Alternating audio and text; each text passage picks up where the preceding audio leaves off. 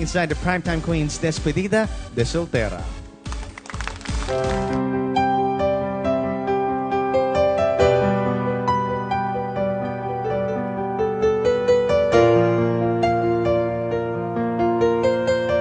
So, nandito po tayo ngayon sa Despedida de Soltera ni Ate Marian. I'm really excited. Pasok po tayo sa loob.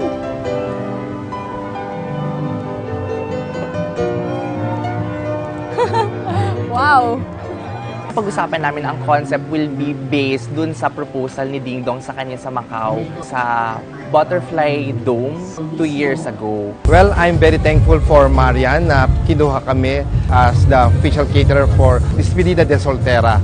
Ang Despedida de Soltera na ito ay inihandog o ibinigay ng family ni Marian para batiin siya kasi ito na yung last hurrah ng kanyang pagiging single. Nandito kaming lahat to wish her well at maging masaya siya ngayong gabi kasama ng buong pamilya. Nandito rin ang mga co-celebrity artists na nakakatrabaho ko palagi. Ano namang feeling mo na kakasal na si Ate Yan? Happy, super happy. Kasi alam ko naman na gustong-gusto na niya talaga and ready na siya. Happiness nila. Ganun ka na rin. Ako, syempre, sobrang excited and kinikilig for them. Ako naiinggit. Lahat ng ito talagang bahagi at saka talagang part ng long process of preparing for the big day, diba? That will happen very soon. So, it's exciting. Ang daming tao, ang daming dumating. So, again, this is another ceremony, isang event that will make the wedding more memorable.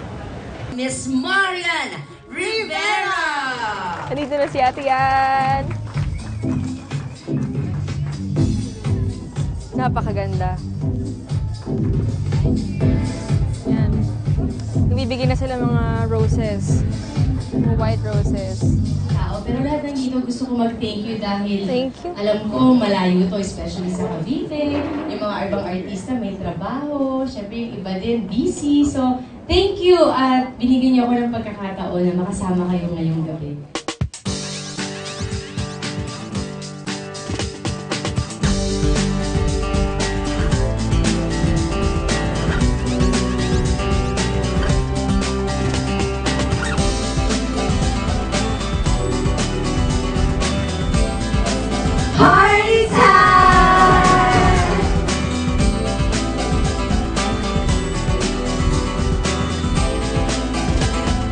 Good evening everyone, and as promised, ito na po ang exclusive interview with the bride-to-be.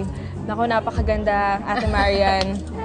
Ano naman yung nafe-feel mo? Kasi kanina, nung pumasok ako dito sa loob ng venue, nakita ko na sobrang intimate nung lugar. Ano naman nafe-feel mo na nandito yung mga taong nagmamahal sa'yo? Ginawa ko talagang intimate itong lugar na to kasi ito yung tinatawag nilang Despedida de Soltera. Kumbaga, sa 18 years old debut. So, bago ikasal, ito yung binibigay. So, thankful ako na ibinigay sa akin yan ni Mama, ng Lola ko, at mga nagmamahal sa akin dito.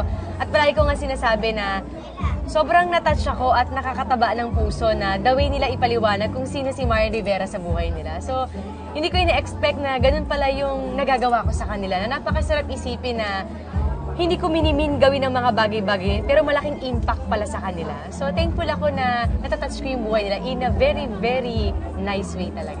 Ate Marian, nagsisink in na ba sa'yo na iiwanan mo na yung pagiging dalaga mo? Oo, sink in na.